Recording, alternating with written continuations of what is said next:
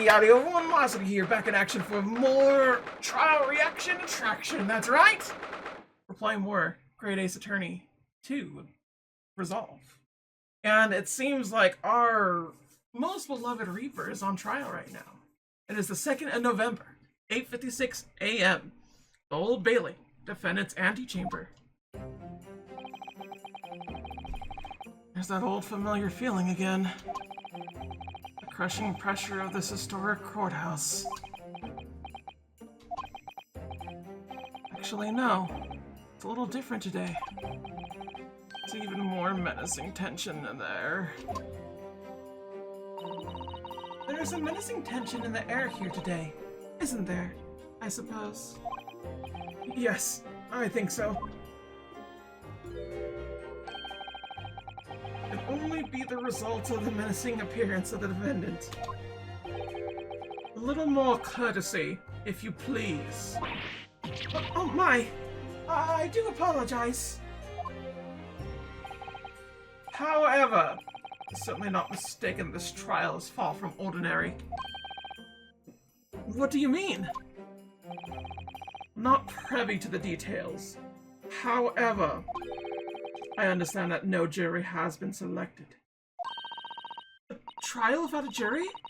Well, that's just like the trial of the professor 10 years ago.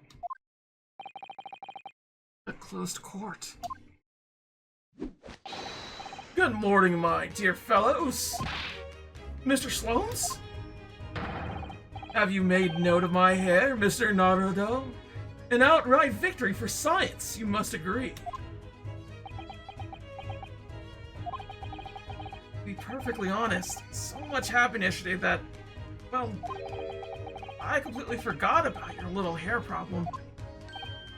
Ah, what to one man is a little hair problem, is to another a day of drinking dubious potion after dubious potion. You have no idea how my stomach ails me this morning. Oh dear, how awful for you. I'm afraid you only have yourself to blame, Mr. Sloanes. And good morning to you, Mr. Reaper. I'm delighted to see you looking so full of vim. And you, see London's celebrated great detective, is as active as ever. Oh, you exaggerate, my dear fellow. Compared to my paltry engagements with a few trivial cases, the Reaper's overbearing presence is a far greater deterrent to the black roots of crime in our capital.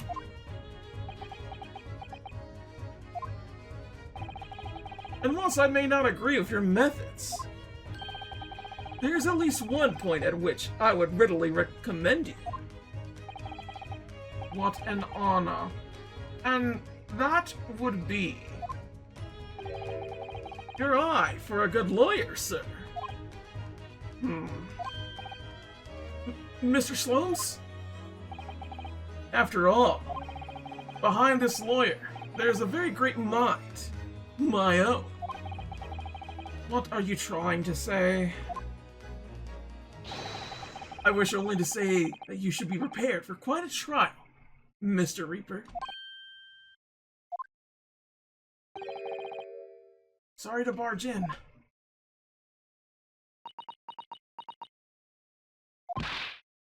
Gina? What's that on her arm? It's a mourning band, I suppose. Father? Shouldn't you be at the synopsis? It's been postponed, so I have some free time. I decided to come along with the police inspector to see our country's up-and-coming student in action. I shall be very interested to see the fruits of your studies over the past year. Well, it's an honor to have you here. Let's hope there are some fruits to see.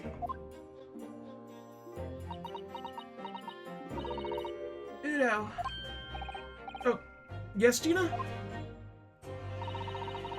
How do you agree to this, eh? Why do you take him on?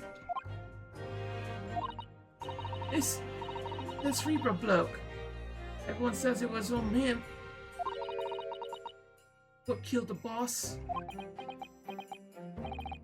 I'm sorry, Gina, but I just don't believe that. Well, if it weren't him, who was it? I don't know that yet. I don't care who calls him what. Reaper's just a name. He's just a person at the end of a day. And if it turns out it was him what killed the boss, then God help him.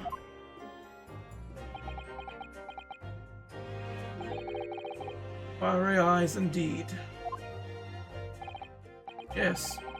The culprit deserves every ounce of your loathing.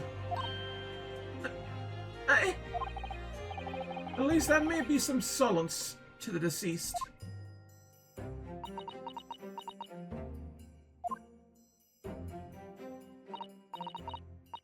Please, Udo. Kill whoever did this. Or the boss. Or Gina. I ain't feeling this useless, but there's nothing I could do. So you gotta find who did this, and make that wretch pay! Counsel the defense, and the defendant! Court will be in session shortly. Make your way into the courtroom at once, please! Alright then. Here we go. It's time, Mr. Naruto. Lord Van Zeeks?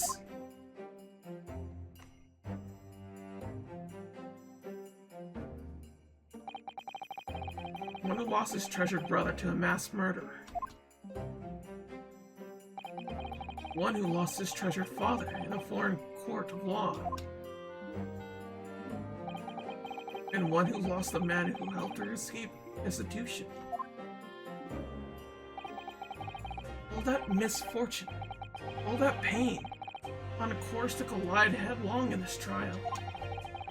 It's time to shine a light on all these dark events. And whatever truth is revealed, we're going to have to look it straight in the eye.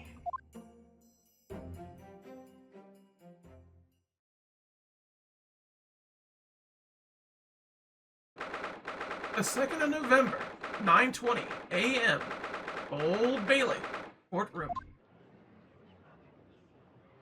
Yeah, there's nobody here. In the name of Her Majesty the Queen, I hereby declare this court to be in session. We are here to conduct the fair and just trial of the defendant, Barak Van Zeeks. Counsels for the defense and prosecution. Are you ready to begin? The defense is ready, my lord. The prosecution is more than ready. Oh, Kazuma-sama. I've been wishing to see you in court again for so long. It feels... But I never pictured it happening like this. I never thought I'd be facing you behind the prosecution's bench.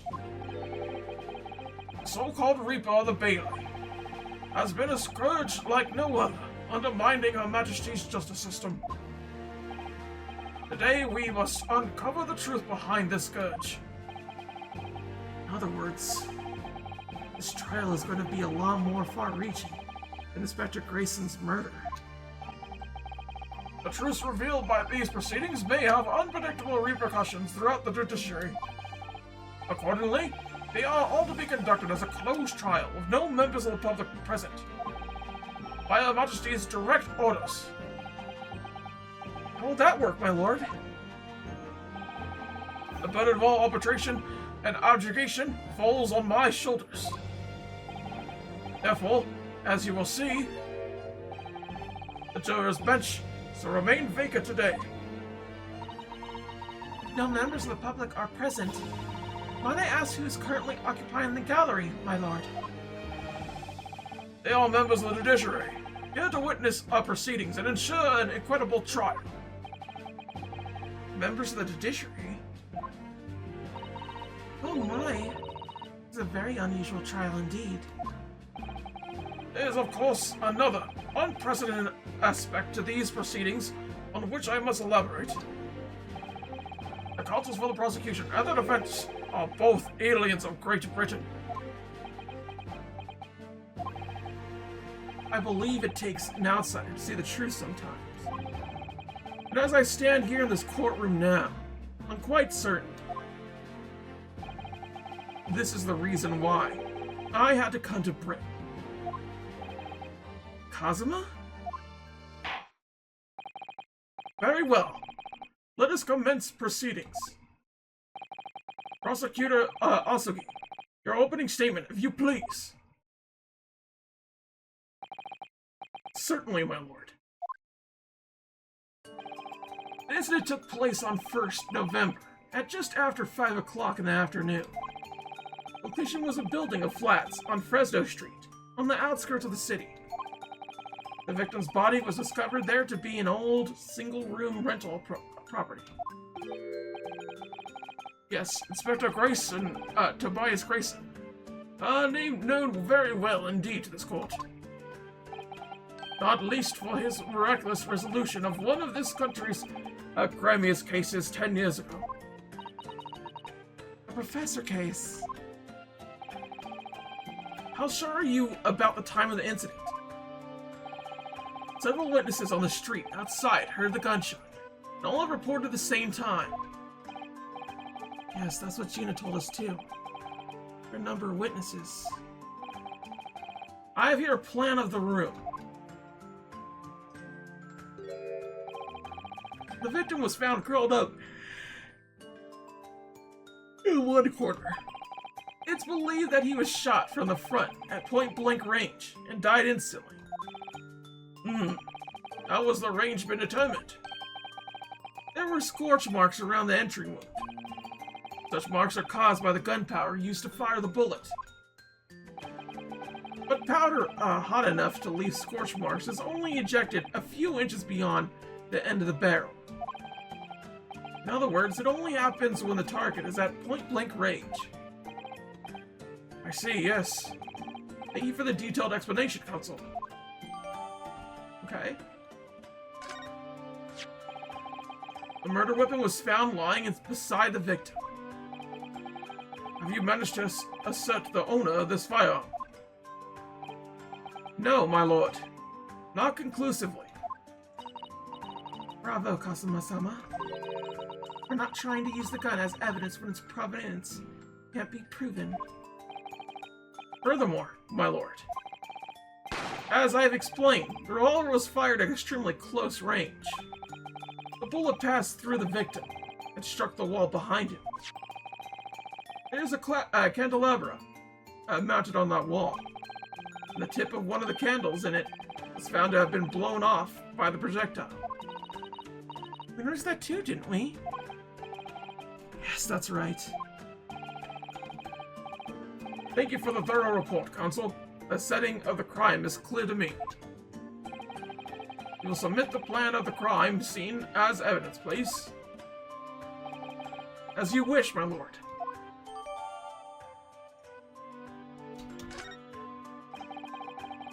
Is this Fresno Street room Inspector Grayson's private abode? No, my lord. The room is rented to a Mr. Hugh Bone. But there is precious little furniture inside. It is generally in a poor state of repair. So what on earth was Grayson even doing there? Presumably he was investigating some case or other. But a policeman was informed of the gunshot from the witness and rushed to the scene. He found only the deceased inspector and the accused standing alongside, holding the revolver. The attending officer arrested the accused on the spot. So the details of the case are clear. In that case, the prosecution would like to call its first witness. A name, please, Counsel. Naturally. The accused himself. Lord Van Zeeks? As a prosecutor, he believes in the oath of office he's taken, and will be compelled to tell the truth. Very well. Let the defendant take the witness stand.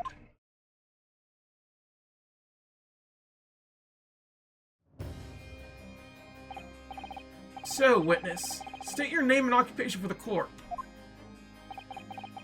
Barak von Zeeks, Old Bailey prosecutor. Presume Lord Van Zeeks that you heard Prosecutor Osogi's opening presence. I did. It's alleged that you were found at the scene of the crime, and that you were arrested by the arriving police officer. Can you confirm this? Yes, my lord. I'm sure the court would like to hear you explain some things away. Namely, why were you there in the room on Fresno Street at the time in question? And what exactly took place? I intend to explain away nothing. I will simply tell the truth. I must say, Lord Van Zeeks, never imagined this day would come. Or rather, I didn't want to imagine it would come. But since you became known as the Reaper, a part of me has been dreading it.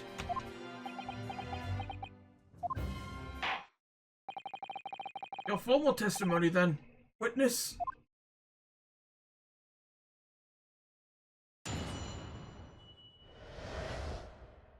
The facts of the incident. I was investigating Grayson, and my inquiries had led me to that address. When I first entered the room that day, it was dark inside, and I saw no one. A moment later, I heard the gunshot. I spun around and saw the revolver on the floor. Just as I picked the firearm up to examine it, the door flew open, and I heard a man scream. It was only then that the body of Inspector Grayson appeared before me.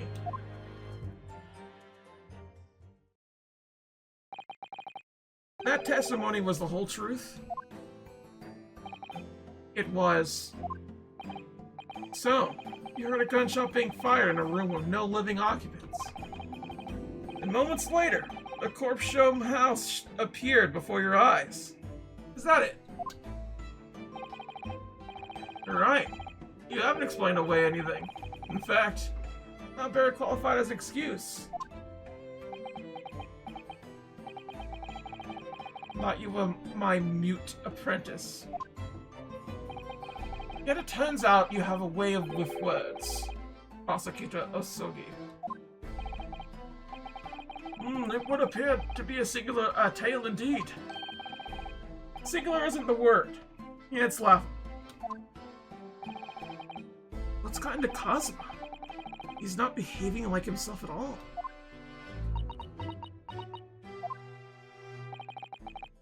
Very well then. Counsel, you may begin your cross-examination. Yes, my lord.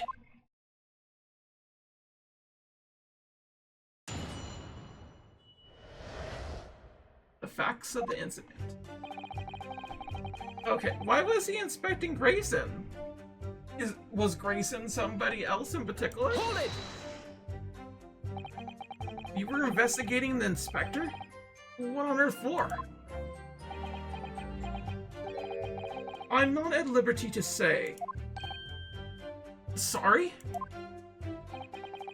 I'd identified a distinct possibility that Grayson was involved in a case I was investigating.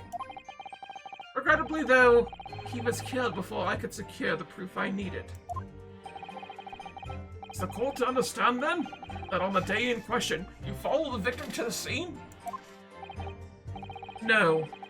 I was privy to his movements in advance. How? I stole into his office in the yard and consulted his diary. The address on Fresno Street was noted in the 5 p.m. entry. You illegally entered the man's office. In Japan, that alone would constitute a very serious offense. As it does in Great Britain, I assure you. Is that not the case, Lord Van Zeeks?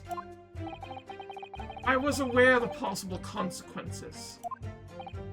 So, in summary, you were investigating the victim. And yet, you refuse to tell the court why.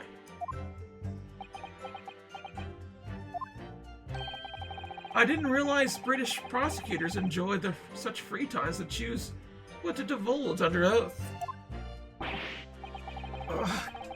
Why did I ever think I could defend this man? Oh, he said he would tell the truth, Runo. What did you want? Oh my gosh. Like, seriously, like, this is kind of your fault, bud. It was dark inside and I saw no one. Hmm? Had you ever been to that dress before? No, never. I only learned of the place as a result of my investigation into Grayson's activities. There was no light inside when I entered. It was all but impossible to make out anything. But at 5 p.m., the sun would only just have gone down. It would still have been reasonably light out. The room has a window, but it was bolted shut. Very little light found its way into the room from outside, so it was extremely murky inside. I wouldn't have noticed that the victim was already lying on the floor. There's no artificial light in the room, you say? Quite sure? I'm quite sure that the part of the room where the body was found was very dark. I have a feeling there was a small oil lamp burning on the desk, though I couldn't say for certain.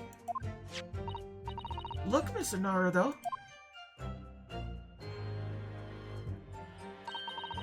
There is a small desk in the room just here. Yes, I just remembered. And there was an oil lamp on it, as well as the framed photograph. When I entered the room, I closed the door behind me and started towards the desk to investigate. And what did you find? Nothing. I never actually reached the desk. Because of the thing? Heard a gunshot. Alright, this is all meaty, so we need to just eat it. So, who fired the gun? I have no idea. I didn't see anybody else in the room. But you say it was very dark in there?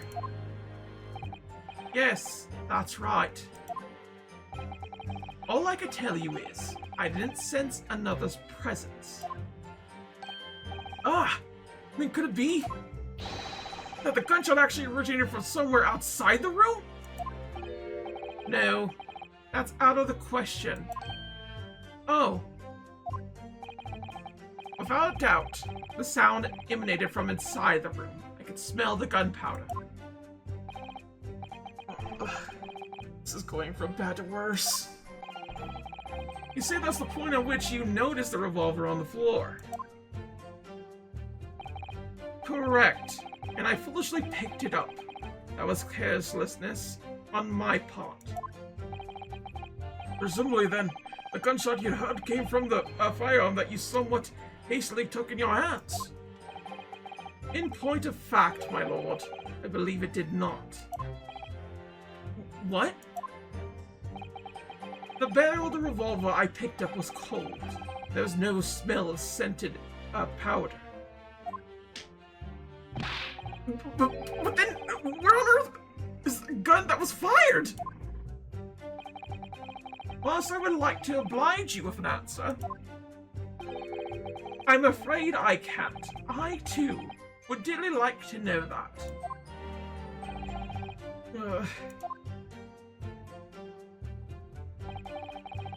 So, that seems like something. That does seem like something.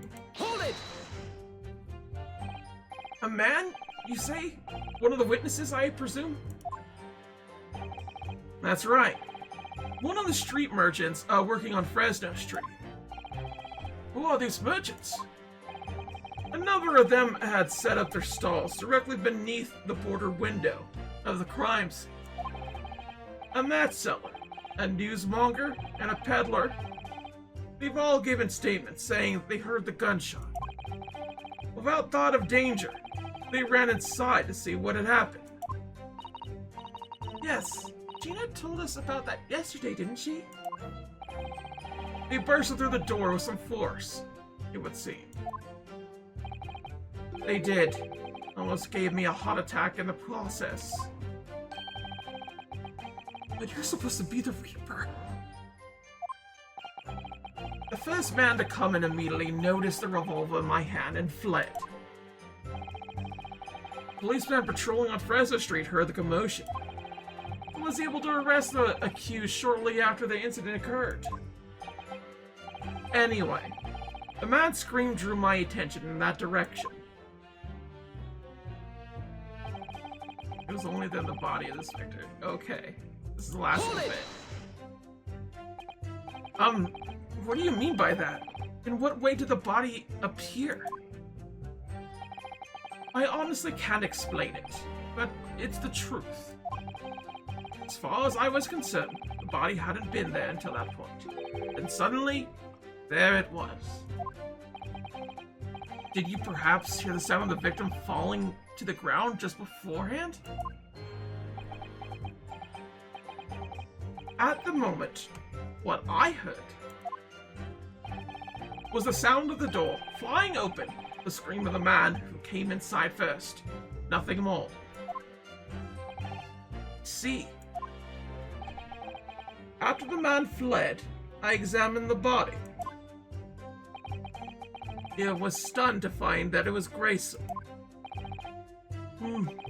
Most curious circumstances indeed.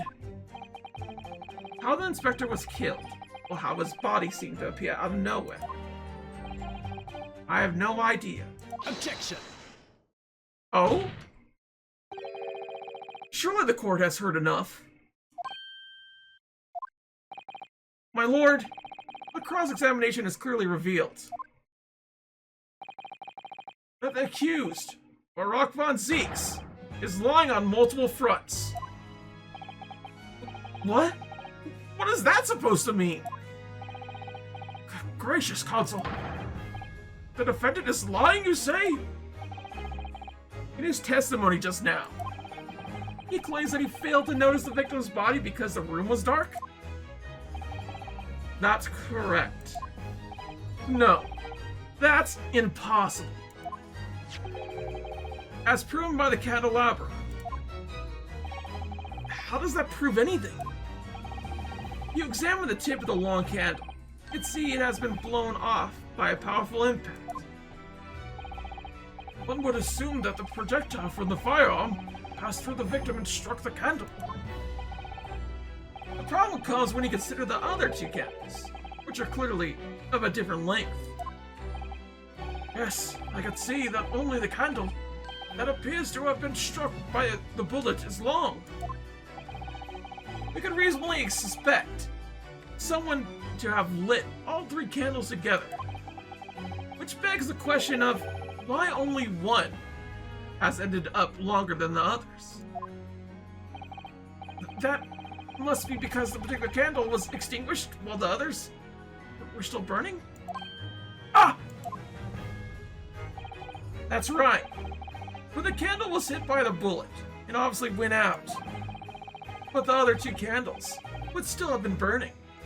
So the fact is,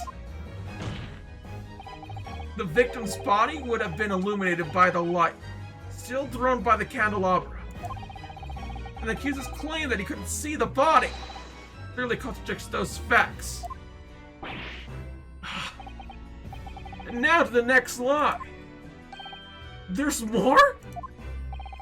The accused also claims never to have visited the scene of the crime before.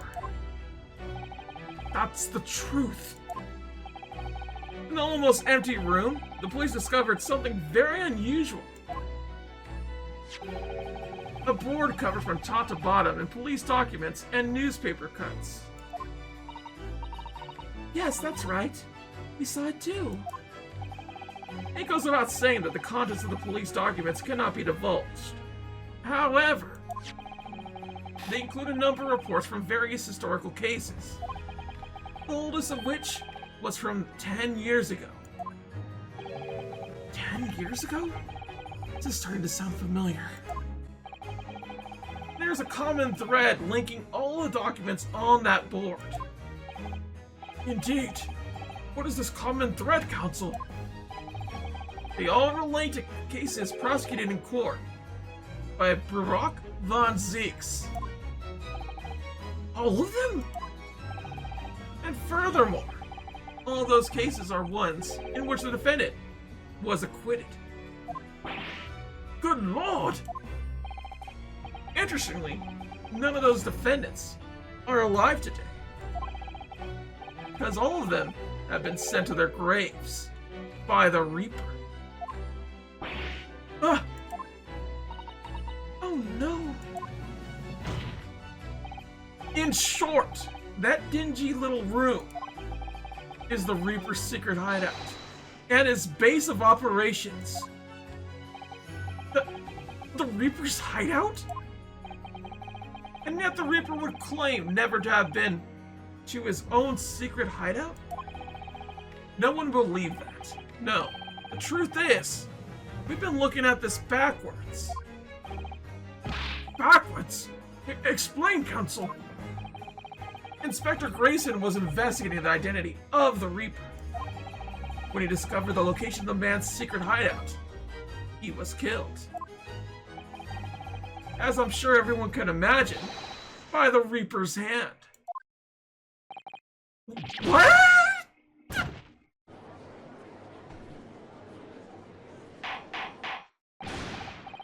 Order.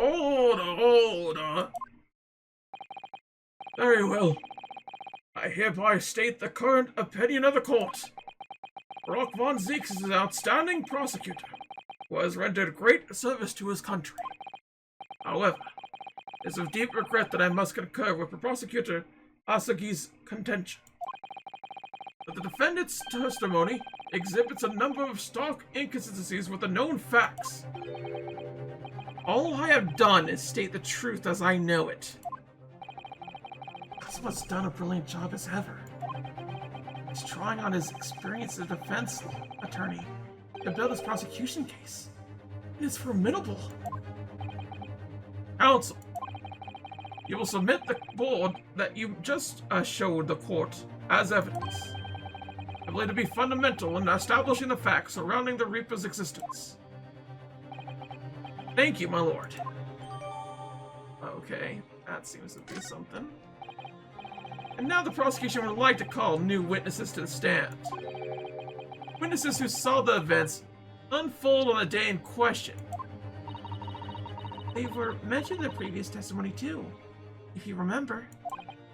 Yes, the street sellers who heard the gunshot and were running into the room. Very well. Lead the witnesses in. And we'll see them next time. Until then, thank you for watching. Like, comment, subscribe if you can. And I'll see y'all later, okay? Sayonara. Bye-bye.